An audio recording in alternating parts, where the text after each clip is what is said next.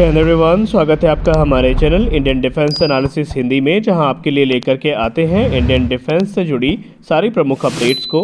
और आज के अपने इस वीडियो में हम बात करने वाले हैं पिनाका मार्क 1 EPRS के बारे में, यानी एक्सटेंडेड रॉकेट सिस्टम के बारे में, जो कि एक surface to surface rocket system है जिसे defence research and development organisation के द्वारा बनाया गया है।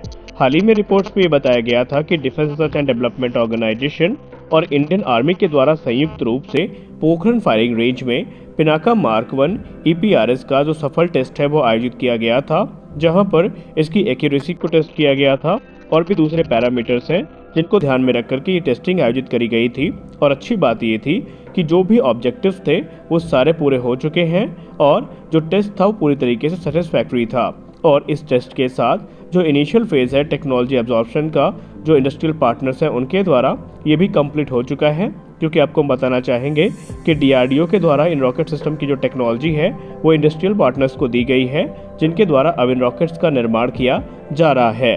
अगर हम दूसरे आसान शब्दों में बात करें तो ये एक ट्रायल था पिनाका मार्क 1 रॉकेट का, जिसमें EPRS वॉरहेड इस्तेमाल किया गया था, जिसे इंडस्ट्रियल पार्टनर्स के द्वारा बनाया गया है, जिनको DRDO के द्वारा जो टेक्नोलॉजी ट्रांसफ़र है वो प्रदान किया गया है ताकि वो इस प्रकार के रॉकेट्स का निर्माण कर सके। मौजूदा समय में दो फर्म्स हैं, जिसमें से पहली है म्यूनिशन इंडिया लिमिटेड और दूसरी है इकोनॉमिक एक्सप्लोजिव लिमिटेड, जिनको DRDO के द्वारा ट्रांसफर ऑफ टेक्नोलॉजी दी गई है और वो इन पिनाका रॉकेट्स का निर्माण कर रहे हैं।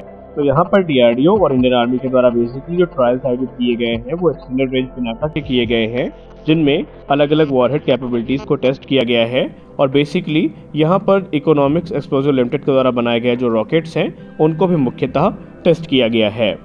अप्रैल के महीने में Pinaka mark 1 enhanced rocket system और Pinaka aerial denial munition rocket system जो था उसको DRDO के द्वारा और इंडियन आर्मी के द्वारा सक्सेसफुली टेस्ट किया गया था पोखरण फायरिंग रेंज में। और तकरीबन 24 EPRS जो रॉकेट्स हैं इनको अलग अलग रेंजेस पे फायर भी किया गया था। बेसिकली इसे इनिशियल फेज के टेक्नोलॉजी एब्जॉर्प्शन टेस्ट के तौर पर देखा जा रहा है, जो कि इंडस्ट्रीज को दिया गया है DRDO के द्वारा। और उसके बाद आगे चल के जो यूजर ट्रायल्स हैं वो भी बहुत जल्दी आयोजित किए जाएंगे।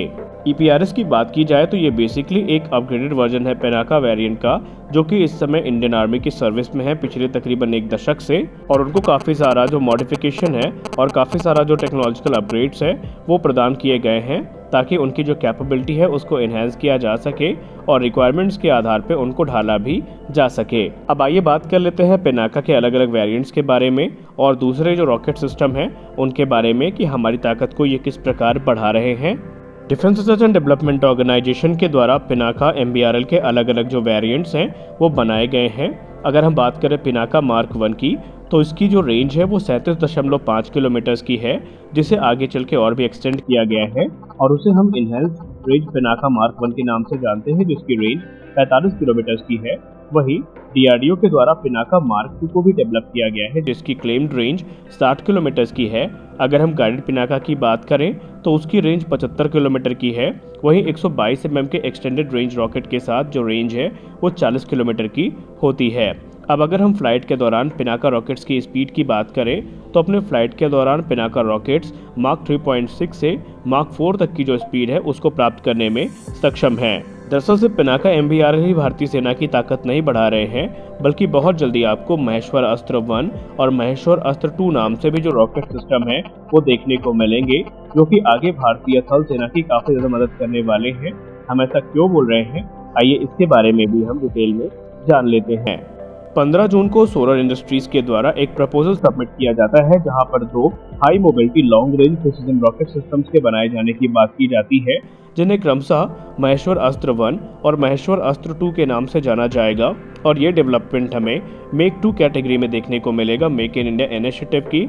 अगर हम मेक 2 इनिशिएटिव की बात करें तो इसमें कंपनीज जो हैं वो प्रोटोटाइप का निर्माण करेंगी और इसमें गवर्नमेंट के द्वारा किसी प्रकार का जो फंडिंग सपोर्ट है वो उनको नहीं प्रदान किया जाएगा, यानी वो अपने खुद के खर्च में जो प्रोटोटाइप डेवलपमेंट है वो करेंगी। महेश्वर अस्त्र 1 की बात करें तो ये एक multi barrel guided rocket launch system होने वाला है, जिसकी रेंज 150 किलोमीटर की होगी। वही महेश्वर अस्त्र 2 की बात की जाए तो इसकी रेंज 250 किलोमीटर के आसपास आंकी गई है। महेश्वर अस्त्र 1 और महेश्वर अस्त्र 2 दोनों गाइडेड रॉकेट सिस्टम होने वाले हैं, यानी इनमें जो गाइडेड रॉकेट्स हैं वो इस्तेमाल किए जाएंगे।